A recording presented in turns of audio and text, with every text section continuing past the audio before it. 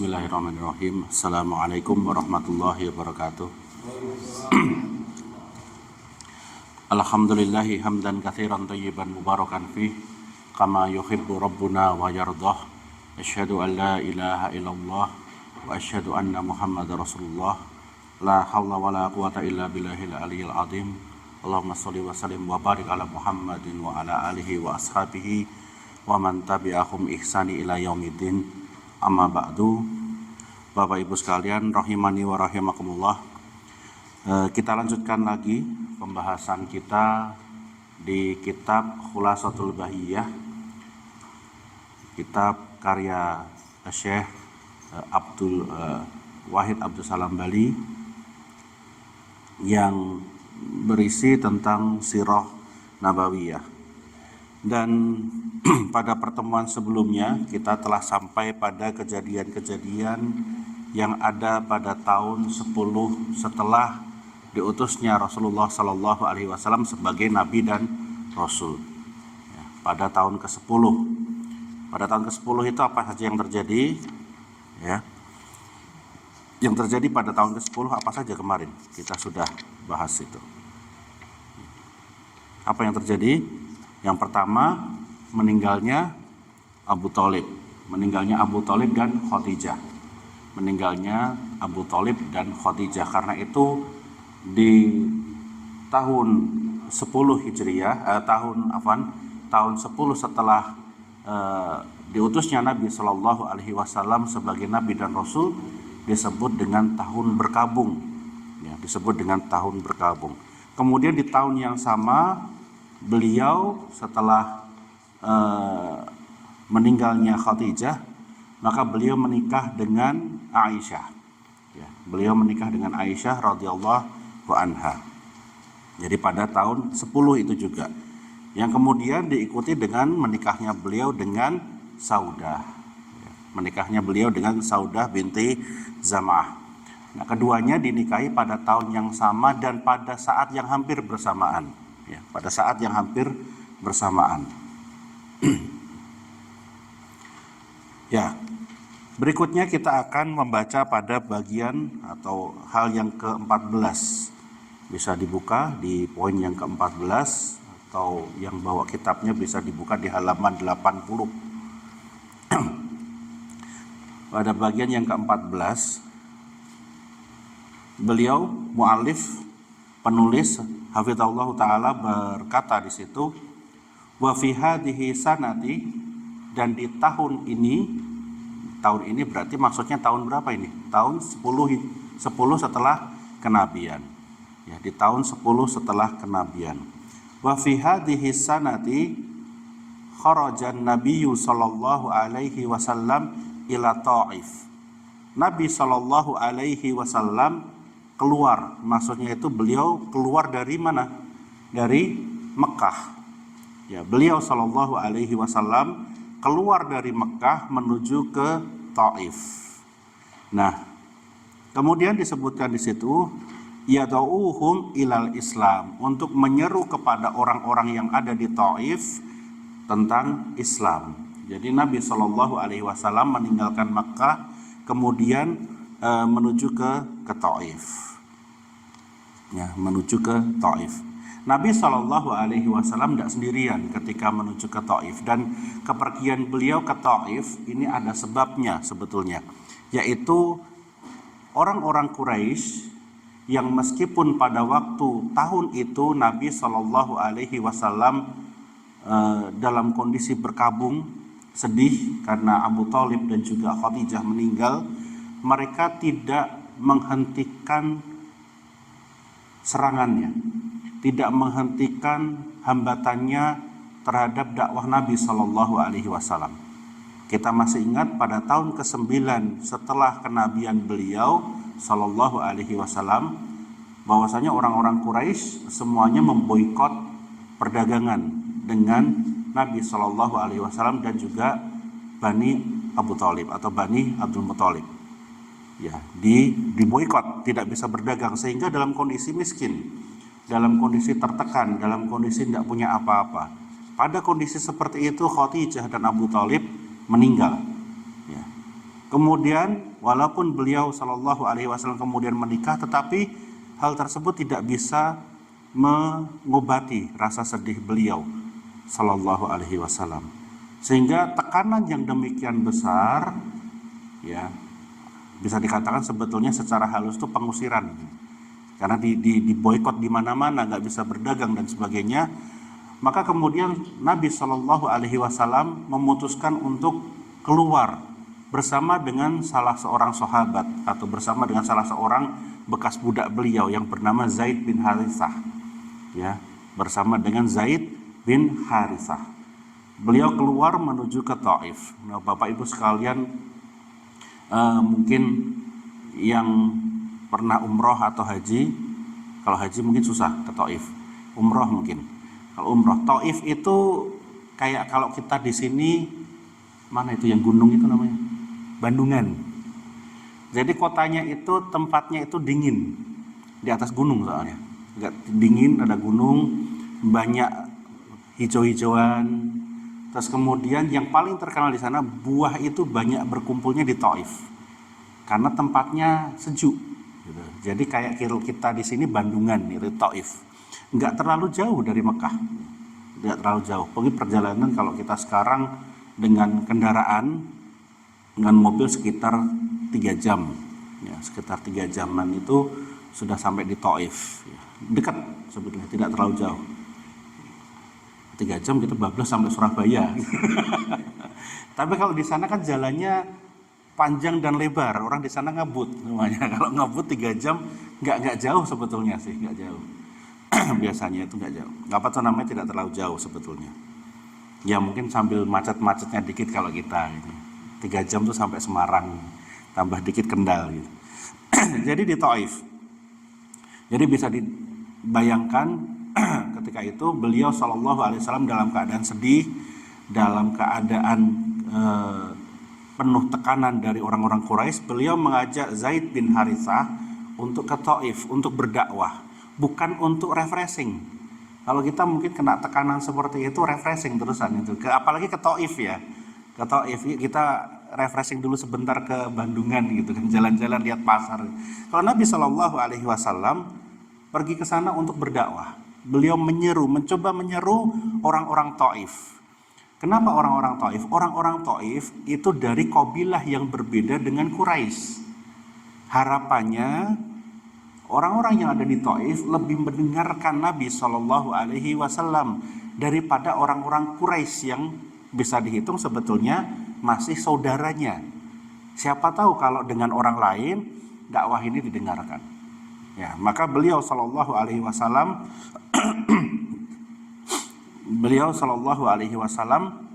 kemudian menuju ke sana, menuju Taif dengan Zaid bin Harithah. Fa'abau wa azauhu. Maka kemudian orang-orang Taif malah kemudian menolak beliau, ya, wa azahu, dan kemudian memerangi beliau. Beliau Shallallahu Alaihi Wasallam ketika sampai di Taif, Taif, orang-orang Taif tidak serta-merta kemudian mau mendengarkan dakwah beliau, ya, malah menolak. Ya, nanti kita lihat bagaimana cerita beliau. Bahkan penolakan orang-orang Taif ini dirasakan sebagai penolakan yang beliau katakan paling pedih, ya, paling pedih setelah kejadian-kejadian yang lain yang beliau ingat. Ketika itu Aisyah radhiyallahu anha bertanya kepada Nabi Shallallahu Alaihi Wasallam bahwasanya apa yang paling menyakitkan atau apa yang paling menyedihkan, kejadian yang paling menyedihkan bagi Nabi Shallallahu Alaihi Wasallam selain perang Uhud, selain perang Uhud, di mana kaum muslimin terdesak. Nah, setelah kejadian, sebelum kejadian itu atau sesudah kejadian itu, yang paling dikatakan yang paling menyedihkan apa? Kejadian Taif ini. Kejadian Taif ini. Karena itu mereka menolak dan memerangi Nabi Shallallahu Alaihi Wasallam. Di antara di beberapa riwayat yang dibawakan oleh Imam Ahmad di dalam Musnad, Nabi Shallallahu Alaihi Wasallam dilempari batu. Kalau yang sering disebutkan dilempari kotoran, itu saya belum ketemu riwayatnya di mana. Sering kali disebutkan ketika di Taif dilempari kotoran. Saya belum ketemu. Tapi kalau dilempari batu iya. Hingga Haritsah, Zaid bin Haritsah terkena di bagian kepalanya dan berdarah. Itu dilempar batu. Kalau dilempar kotoran mungkin nggak berdarah, tapi dilempar batu. Ya. Jadi diusirnya bukan hanya sekedar diusir, Mas, tidak usah dakwah di sini. Wahai Muhammad, tidak usah masuk ke sini, enggak, tetapi dilempari batu. Ya, dilempari batu. Dikatakan ambil saja agamamu. Seperti itu. Faroja'a mahmuman, maka beliau Shallallahu Alaihi Wasallam kemudian kembali dari Taif dengan rasa gundah, mangkel, sedih dan sebagainya. Fasabatahullahu bi amroini, kemudian Allah Subhanahu wa taala menetapkan, mentakdirkan dua hal, atau mengatur atau menetapkan dua hal.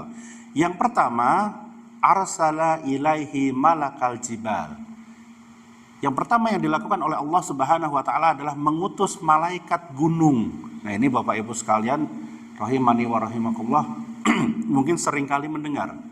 Jadi ketika kejadian di Taif ini, ketika mereka menyakiti Nabi Shallallahu Alaihi Wasallam, maka Allah Subhanahu Wa Taala mengutus malaikat penjaga gunung. Ya, gunanya untuk apa? Untuk menawarkan kepada Nabi Shallallahu Alaihi Wasallam mau dihukum aja atau gimana, diazab aja bagaimana? Karena mereka menyakiti Nabi Shallallahu Alaihi Wasallam. Itu yang pertama. Yang kedua, itu adalah wa aslama ala yadaihi majmu'atun minal jinni. Kejadian yang kedua adalah masuk Islamnya sekelompok jin, sekelompok jin yang mendengarkan bacaan Nabi Shallallahu Alaihi Wasallam ketika membaca Al-Quran. Nah, ini kejadiannya di Taif ini, sepulang beliau dari Taif. Summa dakhala Makkah fi jawaril Mut'im bin Adi. Kemudian beliau kembali bisa masuk ke dalam Mekah dengan jaminan dari Mut'im bin Adi. Mut'im bin Adi. Nah, ini kenapa harus dengan jaminan? Karena beliau keluarnya dengan diusir sebetulnya. Secara halus diusir, dikeluarkan, disuruh keluar dari Mekah. Nah, Bapak Ibu sekalian rahimani wa rahimakumullah, ini kejadian yang terjadi pada tahun yang sama, yaitu di tahun 10 setelah kenabian beliau Sallallahu Alaihi Wasallam. Kita lihat satu persatu, kita coba uraikan satu persatu. Jadi pada tahun ini beliau dikeluarkan dari Mekah, dia Mekah, dikeluarkan dari Mekah dan beliau menuju Taif untuk, nah kalau para ulama menjelaskan bahwasanya kharaja Sallallahu Alaihi Wasallam ila Taifi roja'an an yu'muhu wa yansuruhu ala qaumihi wa yamna'u minhum wa da'ahum ilallahi. Jadi tujuan beliau Shallallahu Alaihi Wasallam ke Taif itu ada beberapa. Yang pertama adalah roja'an an ya'muhu, meminta bantuan supaya mereka itu memberikan keamanan kepada beliau. Jadi minta tolong aku tak sembunyi dulu di sini, atau aku tak bertahan dulu di sini. Karena pada waktu itu Nabi Shallallahu Alaihi Wasallam tidak punya tempat yang lain selain Mekah. Bagaimana dengan Madinah?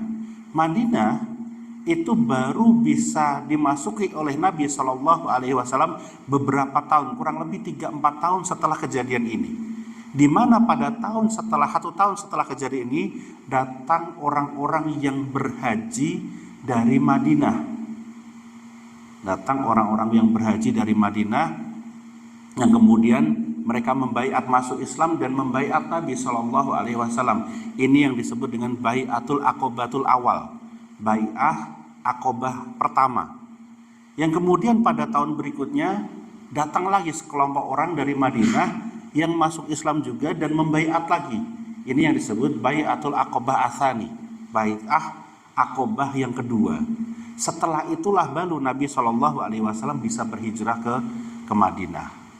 Sehingga pada waktu ini belum bertemu dengan para sahabat yang kita kenal sekarang dengan namanya Al-Ansor, orang-orang Ansor. Para sahabat pada waktu itu masih sedikit jumlahnya. masih sedikit. Sehingga ketika beliau ke Taif itu beliau meminta pertolongan, minta bantuan untuk keamanan. Wa yansuruhu ala qaumihi, dan menolong beliau dari permusuhan dari kaumnya, yaitu orang-orang Bani Quraisy. Jadi orang-orang Bani Quraisy yang memboikot dan memusuhi, bahkan ketika haji, ketika beliau tawaf di Ka'bah, beliau dilempari dengan batu dan sebagainya, diejek dan sebagainya. Maka beliau meminta bantuan dari orang-orang Taif. Siapa tahu dari orang-orang Taif ada yang mau untuk membantu beliau. Wa yamna'u minhum, dan Nabi SAW mengharapkan bahwasanya orang-orang Taif ini mencegah orang-orang Quraisy supaya tidak melakukan hal tersebut. Wa da'ahum ilallahi azza wajal, dan kemudian Nabi SAW menyeru orang-orang Taif untuk masuk Islam. Jadi tujuannya ada beberapa. Yang pertama, yang paling utama adalah minta bantuan keamanan kepada orang-orang Taif. Ya, minta bantuan keamanan kepada orang-orang Taif. Apa faedahnya di sini, Bapak Ibu sekalian, ketika Nabi SAW minta bantuan kepada orang-orang Taif? Para ulama menjelaskan pada hal ini, pada kisah ini tadi, ini hadisnya diriwayatkan oleh Imam Ahmad. Ini menjadi dalil bolehnya minta tolong kepada orang-orang kafir ketika kita dalam keadaan terdesak. Ya, dalam keadaan terdesak itu diperbolehkan. Misalnya ketika rumah kita kemalingan, tetangga kita itu non muslim, ya, orang-orang kafir, bukan Islam. Kemudian ada ancaman dan kita tidak bisa meminta tolong kepada yang muslim, maka diperbolehkan, tidak ada masalah kita minta tolong kepada siapapun, bahkan kepada orang yang non muslim sekalipun. Nah, inilah yang dilakukan oleh Nabi Shallallahu Alaihi Wasallam ketika minta bantuan dari orang-orang yang ada di Taif. Ya. Ketika orang-orang yang ada di Taif dimintai bantuan, maka tujuannya ini untuk memberikan keamanan, maka diperbolehkan.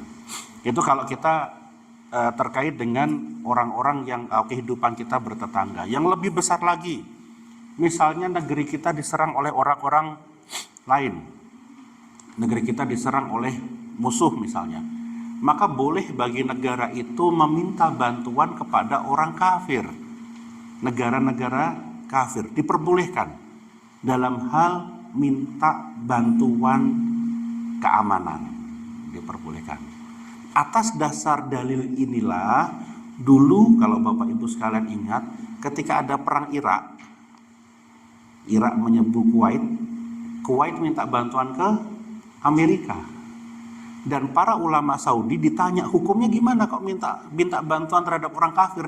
Boleh, gitu kan. Tetapi sebagian orang-orang mengatakan, wah ini minta bantuan kepada orang kafir tidak boleh ini dan sebagainya. Ini ternyata dibilang Kuwait, Saudi, anteknya Amerika dan sebagainya karena meminta bantuan tersebut. Enggak, hal tersebut diperbolehkan di dalam agama. Buktinya apa? Ini dalilnya. Nah, kita jadi tahu sekarang, para ulama ketika menfatwakan, mengatakan, ini boleh, ini tidak boleh, itu mereka tahu dalilnya, mereka ungkapkan dalilnya. Di antara dalilnya yang membolehkan adalah ini. Ya. Jadi kalau misalnya seandainya Indonesia, misalnya negeri kita ini, kita nggak mengharapkan suatu ketika diserang oleh negara lain yang ada di sekitar kita, Filipina atau Singapura, ya boleh kita minta bantuan. Tolong dong Filipina kirimin pesawatnya untuk kita diserang ini, dari serang mana, diserang ada negara mana antah berantah gitu kan. Boleh, yang seperti itu diperbolehkan. Ya, diperbolehkan. Nah, biasanya ada yang ngeyel soalnya gitu. Enggak boleh minta bantuan sama orang kafir secara mutlak. Boleh. Bahkan Nabi Shallallahu Alaihi Wasallam hingga meninggalnya beliau Shallallahu Alaihi Wasallam itu perisai beliau yang digunakan untuk perang itu masih tergadaikan kepada orang Yahudi, masih tergadaikan. Berarti boleh bermuamalah sama orang kafir, boleh jual beli, gadai dan sebagainya gitu kan. Kadang-kadang sebagian kita kan ada yang mengatakan tidak boleh kita membeli produk-produk kafir gitu karena nanti jadi senjata. Keuntungan dari perusahaan itu dibelikan peluru untuk nembakin saudara-saudara kita di Palestina. Ini bukan masalah agama berarti. Kenapa diperbolehkan? Tidak apa-apa, tidak ada masalah. Memboikot itu bukan masalah agama tetapi politis. Nabi Shallallahu Alaihi Wasallam masih berjual beli dengan orang-orang Yahudi di Madinah ketika beliau Shallallahu Alaihi Wasallam juga tahu bahwasanya permusuhannya orang-orang Yahudi keras. Bahkan yang beliau gadekan adalah perisai perang. Kan nalarnya ini untuk perang malah dikasihin ke orang Yahudi gitu kan ya. Jadi seperti itu. Diperbolehkan Bapak Ibu sekalian. Diperbolehkan. Jadi dari kisah ini kita bisa mengambil hukum tersebut. Ya, mengambil hukum tersebut. Jadi kalau kita mendengarkan dalil misalnya ada cerita di dalam sirah seperti ini, kemudian ada riwayatnya, dari riwayat itu diambil hukum, ya. Ini yang disebut dengan ta'silul istidlal. Mengambil dalil dengan melihat dasarnya, dalilnya apa nih? Diambil hukumnya seperti itu. Itu namanya dinamakan dengan ta'silul istidlal, mencari dasar untuk pengambilan hukumnya. Nah, ini diperbolehkan. Ya, jadi beliau meminta bantuan kepada orang-orang Thaif untuk membantu beliau dan mengamankan.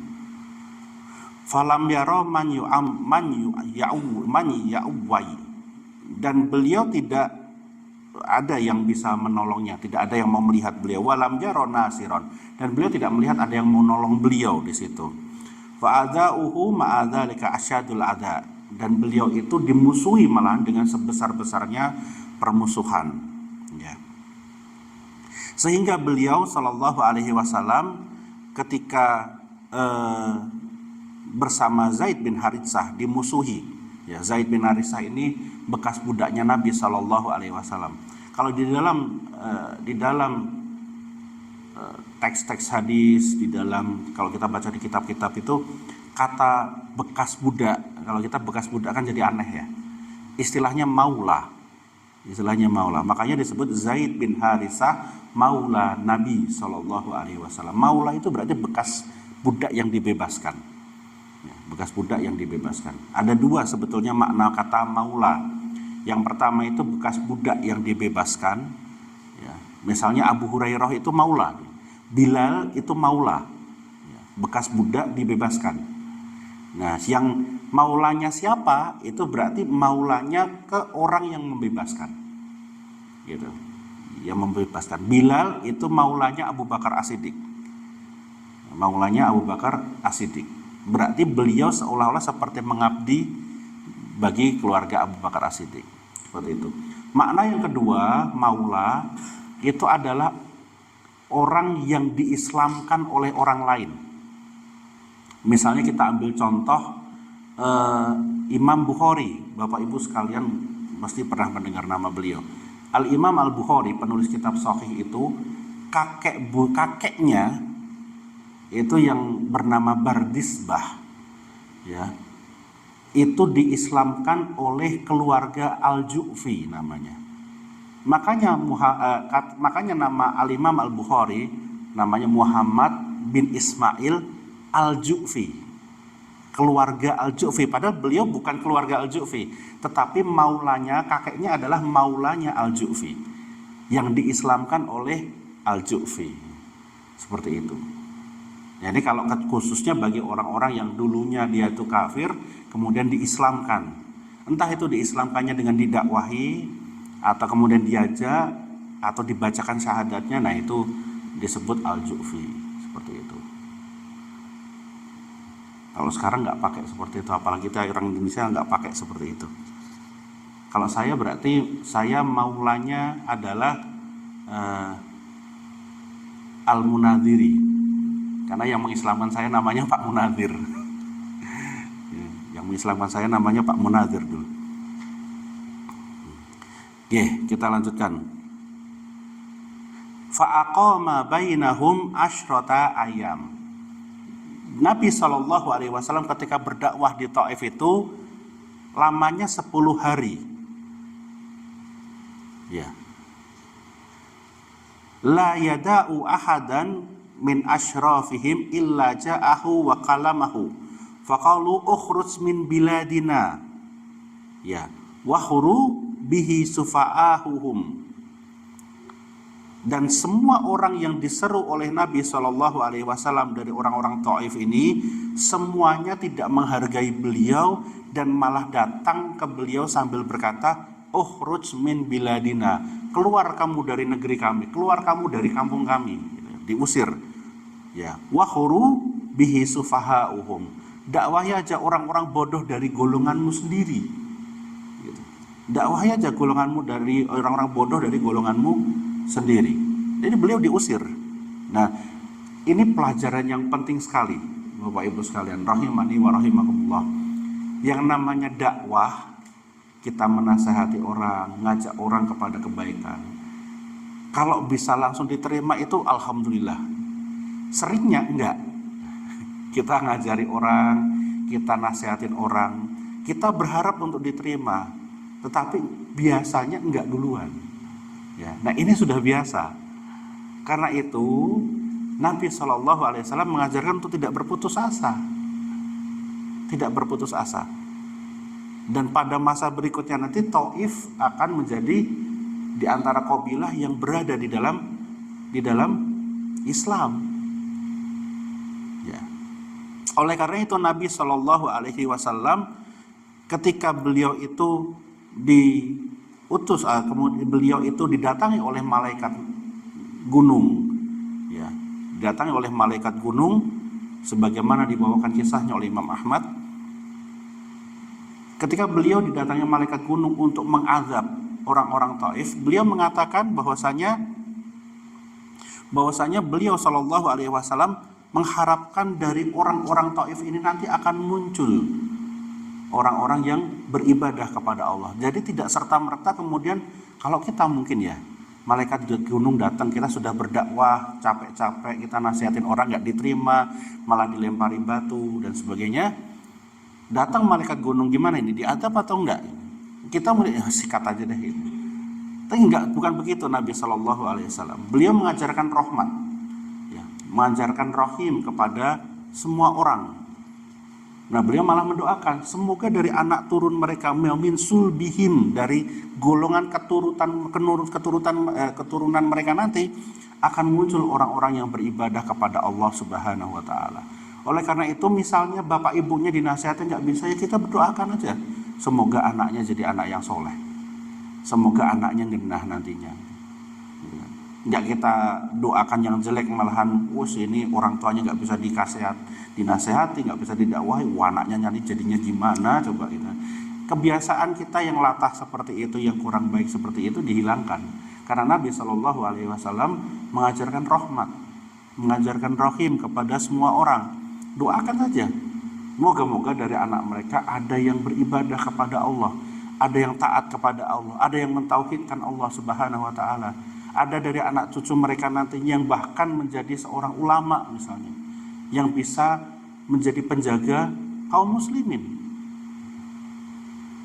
Itu hikmahnya, hikmah pelajaran besar yang kita dapatkan dari kejadian di Taif.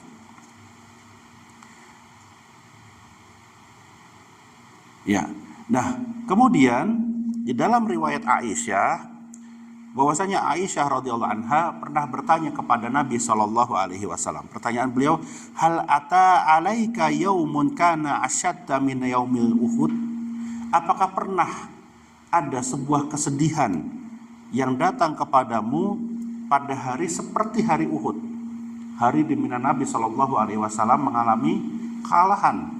Ada enggak yang menyedihkan seperti hari Uhud? Berarti pertanyaannya ini Aisyah setelah perang Uhud. Setelah perang Uhud. Perang Uhud terjadi kapan?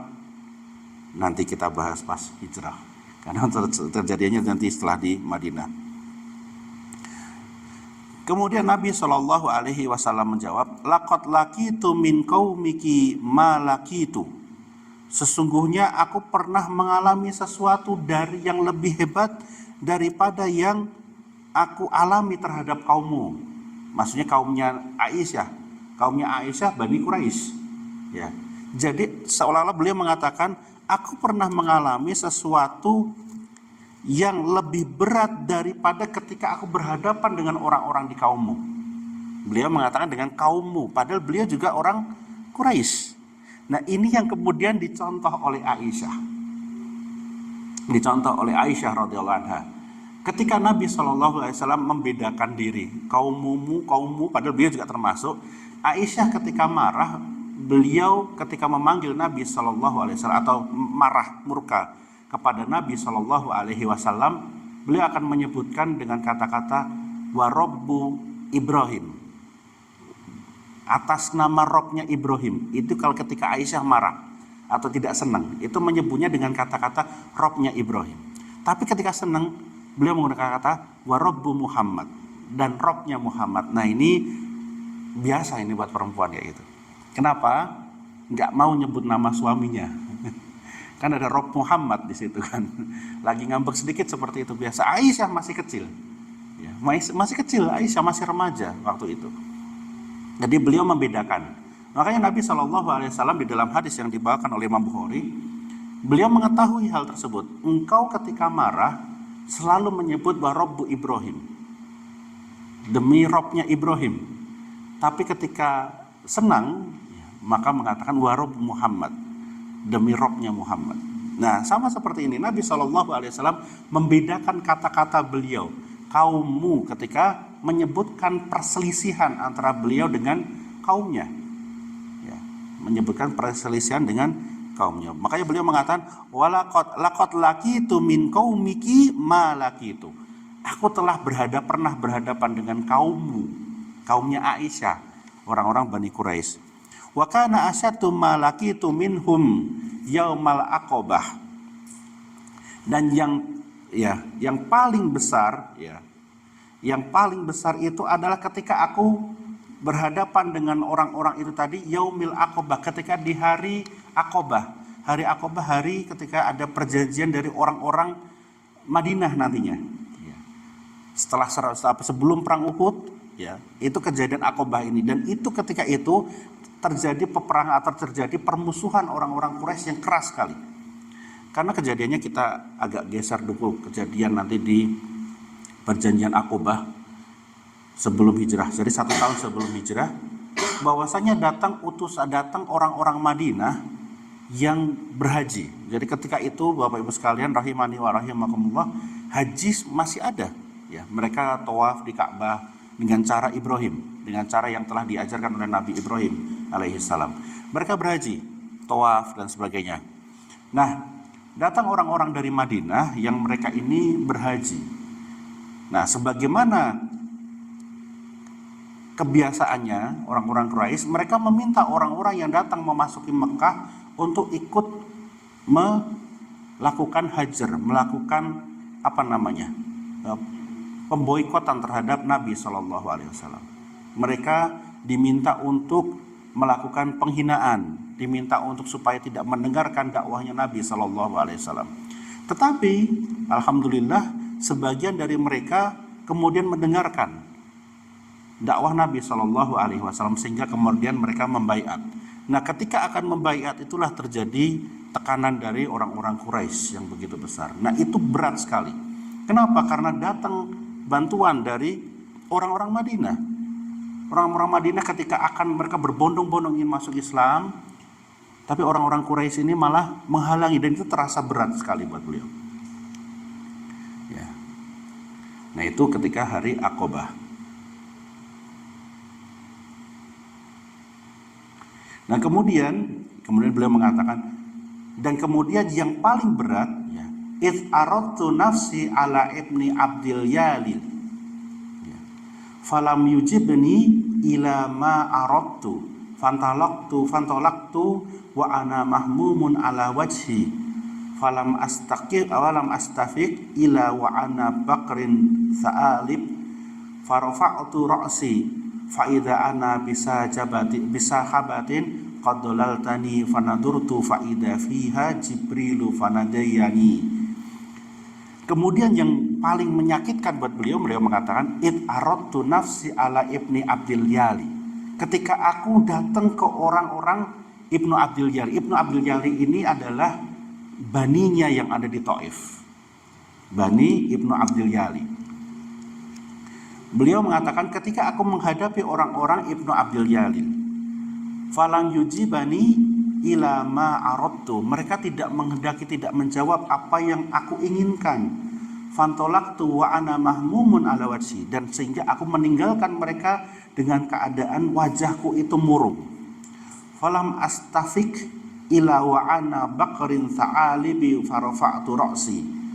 Dan kemudian aku pulang pun dengan apa ya, dengan hati yang mangkal, tidak suka, sedih dan sebagainya.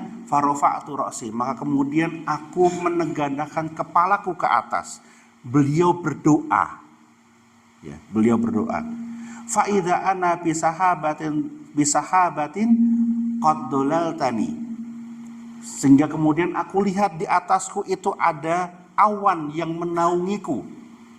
Jadi siang hari beliau pulang, beliau menengadahkan kepala ke atas, berdoa, mengeluh kepada Allah Subhanahu wa taala, maka Allah turunkan sahab. Sahab itu awan yang menaungi beliau. Fanadortu faida fiha Jibrilu fanadiyani.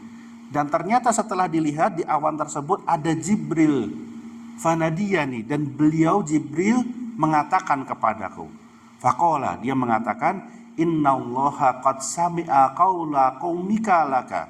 Sesungguhnya Allah Subhanahu wa taala telah mendengarkan omongan orang-orang dari kaummu tadi. Maksudnya orang-orang yang mencela dari Taif tadi. Apa yang mereka ucapkan kepadamu.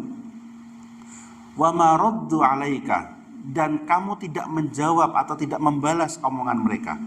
Wa qad ba'atsa ilaika malakal jibali lita'murahu bima syi'ta fihim. Maka Allah Subhanahu wa taala telah menetapkan, mengutus malakal jibali lita'murahu bima syi'ta fihim. Allah telah mengutus malaikat penjaga gunung, di situ dengan kata-kata malak, ya. Dengan kata-kata malak banyak. Jadi malaikat penjaga gunung banyak dan ada, Bapak Ibu sekalian. Nah, ini salah satunya yang kita pahami nih. Ada malaikat yang ditugaskan oleh Allah Subhanahu wa taala secara khusus menjaga gunung. Menjaga gunung. Ini bukan yang tunggu gunung kalau di istilah kita orang Jawa nggih. Sing tunggu gunung, jin yang menunggu gunungnya, bukan, malaikat ini. Malaikat yang menjaga gunung. Lita'murahu, untuk kamu pemerintahkan dia bima syi'ta fihim, dengan apa yang kamu inginkan untuk mereka. Jadi Nabi SAW diberikan izin oleh Allah Subhanahu wa taala untuk memerintahkan malaikat ini melakukan sesuatu sekehendaknya Nabi SAW. Jadi kalau mau diblekin aja udah. Dari dalil ini kita jadi tahu malaikat gunungnya nggak nawarin, mau saya jatuhkan gunung ke atas mereka, enggak. Tetapi di dalam riwayat yang ngomong malaikat Jibril. Apa yang dibicarakan? Allah telah mengutus malaikat gunung untuk engkau perintahkan sesuai dengan kehendakmu. Apa pelajarannya, Bapak Ibu sekalian? Apa pelajarannya? Sabar. Lagi yang terkait dengan ini nih, malaikat-malaikatnya nih. Selain sabar, terkait dengan akidah. Apa pelajarannya berarti? Kata-katanya nih, innallaha qad sami'a qaula qaumika laka. Allah Subhanahu wa taala sesungguhnya telah mendengar perkataan kaummu terhadapmu. Wa maraddu 'alaika, dan tidak adanya bantahan darimu. Wa qad ba'atsa ilaika malakal jibali. Sesungguhnya Allah telah mengutus malaikat gunung lita'murahu bima syi'ta fihim, untuk kamu perintahkan sesuai kehendakmu ke atas mereka. Apa pelajaran akidah yang kita bisa dapatkan di sini? Apa ya? Besar sekali pelajaran akidahnya. Jadi kadang-kadang kita nggak sadar kita melakukan sesuatu yang menyelisih itu malahan. Berarti yang bisa nerima perintah, ya, yang bisa diperintahkan, atau kita katakan yang bisa memerintahkan malaikat untuk melakukan sesuatu itu siapa? Allah, bukan makhluknya, tapi Allah. Kalau Allah memberikan izin kepada seseorang untuk memerintah malaikat, baru boleh. Jadi nggak ada keyakinan, nggak boleh kita ada keyakinan saya berdoa nanti tak datangkan malaikat 70.000 untuk jaga masjid ini. Nah, itu dusta ini. Kedustaan. Kenapa? Karena malaikat Allah Subhanahu wa taala itu makhluk yang paling tunduk pada perintahnya Allah. Kalau seseorang mengatakan bisa mengutus, bisa memerintahkan malaikat ya, tanpa izin Allah Subhanahu wa taala, maka itu kedustaan atas nama Allah Subhanahu wa taala dan haram hukumnya mengatakan seperti itu. Tidak boleh. Karena malaikat hanya diutus oleh Allah. Lihat Nabi SAW tidak bisa memerintah secara langsung, diizinkan oleh Allah. Ya, malaikat gunung diperintah supaya mendengarkan perintahnya Nabi Muhammad SAW. Oleh karena itu tidak boleh kita mengatakan, wah nanti didatangkan malaikat sekian untuk jaga Salatiga misalnya, jaga Tuntang misalnya. Tidak boleh seperti itu. Kita butuh bukti. Mana dalilnya Allah memberikan izin kepada antum, kepada fulan untuk merintah malaikat? Mana buktinya? Kalau tidak ada buktinya ya kita katakan tidak ada ya. Karena apa? Untuk mendatangkan buktinya berarti kan Allah memberikan wahyu, sedangkan wahyu telah terputus setelah meninggalnya Nabi SAW. Maka jelas orang tidak akan bisa membuktikan ya. Nah inilah dikatakan dusta, tidak boleh ya seperti itu. Nah ini keyakinan yang besar bahwasanya malaikat adalah makhluk Allah Subhanahu wa taala yang paling tunduk, yang tunduk kepada Allah Subhanahu wa taala. Mereka tidak melakukan hal yang lain, tidak melakukan inisiatif yang lain kecuali atas perintah Allah.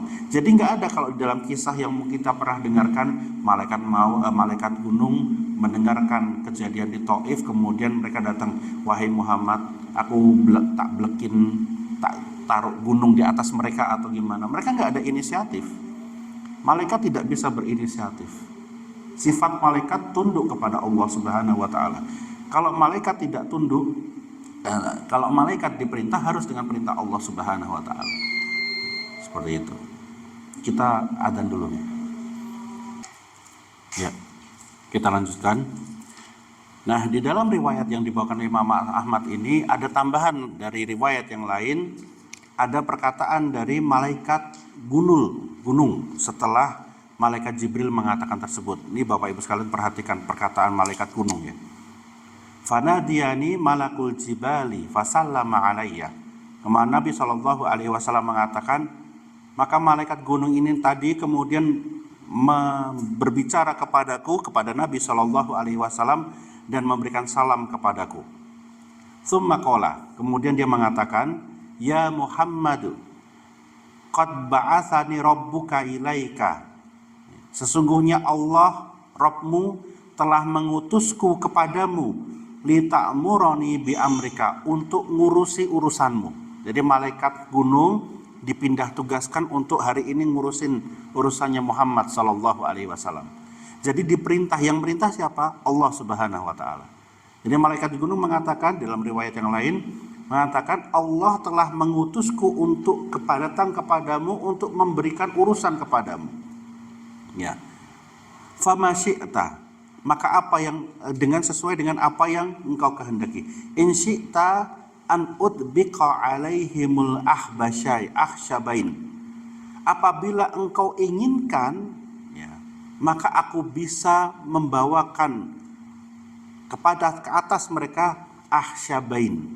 Kata akhsyabain di sini maksudnya adalah malaikat gunung mengatakan, kalau engkau menginginkan wahai Muhammad, maka aku bisa membawakan ke atas mereka itu akhsyabain. Akhsyabain ini nama gunung yang ada di daerah dekat Taif. Ya, di situ ada sebuah gunung dengan puncak 2, makanya disebut Akhsyabain. Nah, gunung ini yang kalau kamu mau saya bisa pindahkan ke atas mereka untuk diberikan azab. Akhsyabain ini. Kalau Bapak Ibu masih ingat gunung tempat lembah tempat orang-orang Quraisy memboikot Nabi Shallallahu Alaihi Wasallam dan keluarga Abu Thalib yang disebut dengan Abi Kubais, ya. Abi Kubais, lembah Abi Kubais, atau disebut lembahnya Abu Thalib. Maka di sebelahnya, di belakangnya itu ada dua gunung. Nah, gunung ini yang mau dipindahkan oleh malaikat gunung. Faqala Nabi Shallallahu Alaihi Wasallam. Maka kemudian Nabi Shallallahu Alaihi Wasallam mengatakan, bal arju an yukhrijallahu min aslabihim man ya'budullaha wahdah la yusyriku bihi syai'an. Jangan, bahkan aku mengharapkan dari mereka ini, ya, Allah akan mengeluarkan dari anak cucu mereka, min aslabihim, dari keturunan mereka, man ya'budullaha wahdah, orang-orang yang akan mengibadahi Allah saja, tidak mensyirikkan dan tidak mensyirikkan Allah dengan sesuatu apapun. Nah, ini doanya Nabi Shallallahu Alaihi Wasallam kepada mereka. Walaupun mereka menyakiti Nabi Shallallahu Alaihi Wasallam, tapi Nabi Shallallahu Alaihi Wasallam tetap mendoakan mereka kebaikan. Semoga anak cucunya masih ada yang nanti ada yang mengibadahi Allah Subhanahu Wa Taala. Oleh karena itu, kalau kita melihat kampung, tempat yang banyak maksiatnya di situ, kasihan, jangan keburu didoakan azab. Doakan ada yang beribadah nanti, doakan ada orang soleh yang keluar dari situ nantinya yang bisa memperbaiki kampung itu nanti. Ya. Nah, itulah rahmat rahim yang diajarkan oleh Nabi Shallallahu Alaihi Wasallam kepada kita. Ya. Beliau tidak serta merta kemudian ya sudah diadab aja biar habis, nanti Allah gantikan. Tidak seperti itu. Tetapi Nabi Shallallahu Alaihi Wasallam mendoakan, siapa tahu nanti Allah akan keluarkan dari mereka orang-orang yang beribadah, dan doanya makbul. Taif ada di bawah kekuasaannya kaum muslimin. Ya.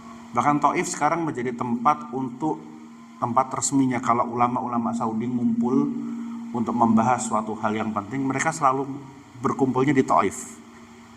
Mereka berkumpulnya di Taif. Para ulama sering ngumpul di situ. Menjadi tempat yang memang berkumpulnya para ahli ilmu di situ. Sehingga malaikat gunung batal, tidak diperintahkan oleh Nabi Shallallahu Alaihi Wasallam atas izin Allah untuk memberikan azab kepada mereka. Maka kemudian Nabi Shallallahu Alaihi Wasallam berjalan pulang ke arah Makkah, kemudian sampailah di suatu tempat lembah yang berada di antara kota Taif dan Mekah. Karena Taif lebih tinggi, dia beliau turun di suatu tempat di tengah-tengahnya yang namanya daerah Nakhlah. Daerah Nakhlah ini daerah yang subur sebetulnya. Dan beliau kemudian sholat dan bermalam di situ. Nah, ketika beliau di Nakhlah ini tadilah sholat dan bermalam ini tadi, maka kemudian sekelompok jin mendatangi beliau Shallallahu Alaihi Wasallam dan mendengarkan bacaannya, ya, mendengarkan bacaan Nabi Shallallahu Alaihi Wasallam.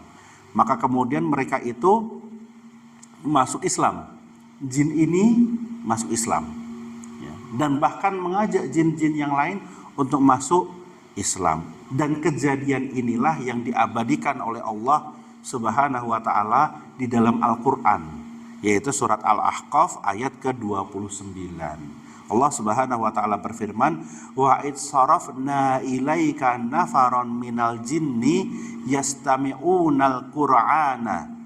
Dan ketika kami, dan Nabi SAW diingatkan, wa id sarafna ilaika, dan ketika kami jadikan, ya, nafaron minal jinni, sekelompok dari jin, yastami'unal Qur'an, mendengarkan Al-Qur'an.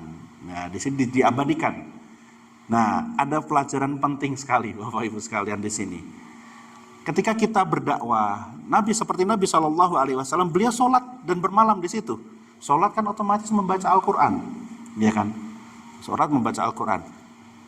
Kemudian ada yang mendengarkan, tergerak, dia menerima dakwah kita, menerima nasihat kita dan sebagainya. Maka sesungguhnya yang menggerakkan hati orang itu adalah Allah Subhanahu wa Ta'ala. Sebagaimana di dalam ayat ini, wa id sarafna, dan ketika kami ubah hati mereka atau kami ubah jadikan mereka, ya, wa id sarafna ilaika nafara minal jinni, Dan ketika sekelompok jin ini tadi, kami ubah hati mereka untuk condong kepada Nabi Shallallahu Alaihi Wasallam, yastami'unal Quran, karena mereka mendengarkan Al-Quran. Jadi dakwah kita menasihati orang itu sebetulnya yang akan menjadi titik betul-betul akan membalikkan orang tersebut bisa menerima atau tidak adalah Allah Subhanahu wa Ta'ala. Oleh karena itu, para ulama menjelaskan bahwasanya hidayah itu ada dua jenis. Yang pertama adalah hidayatu irsyadiyah, hidayah petunjuk. Yang kedua, hidayatu taufikiyah, hidayah taufik. Hidayah irsyadiyah itu hidayah petunjuk, yaitu kita memberitahu seseorang mendengarkan orang lain baca Al-Quran, seperti jin-jin ini mendengarkan Nabi Shallallahu Alaihi Wasallam membaca Al-Quran. Kita beri buku, kita ngajak orang dengerin ceramah, dengerin kajian, kita ngajak mereka kemana untuk mendengarkan nasihat. Ini namanya hidayah irsyad, hidayah irsyadiyah, hidayah petunjuk. Ini bisa dilakukan oleh siapapun. Artinya seseorang bisa memberikan nasihat, tetapi yang mengarahkan orang, yang menjadikan orang itu berubah hatinya adalah hidayah taufikiyah, hidayah taufik.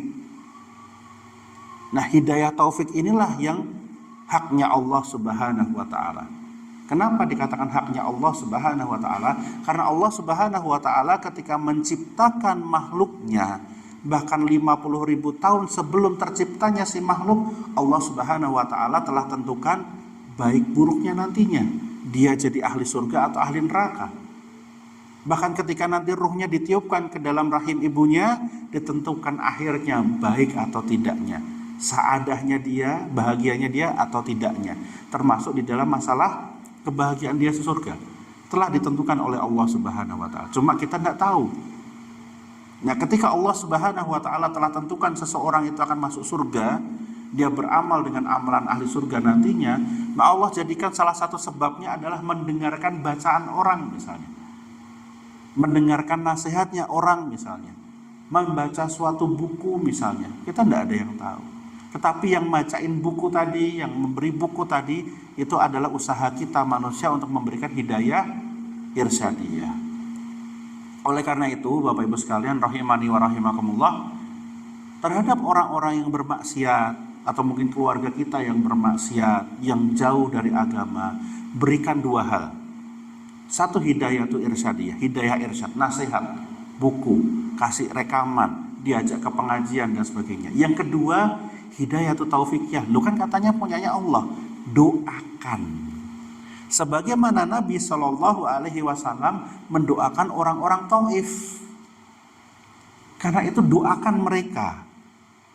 Kasih buku, kasih nasihat, begitu ndak mau, ya wis lah terserah tak karepmu gitu. Ndak, doakan mereka. Ya wis, nah kalau kamu ndak mau, moga-moga anakmu mau sholat, mau ngaji, moga-moga anakmu jadi ahli tauhid, beribadah kepada Allah, nggak berbuat syirik. Semoga anakmu nggak maksiat. Doakan mereka, ya, doakan mereka. Kita berharap melalui diri kita lah seseorang itu menjadi bertaubat, orang itu menjadi baik.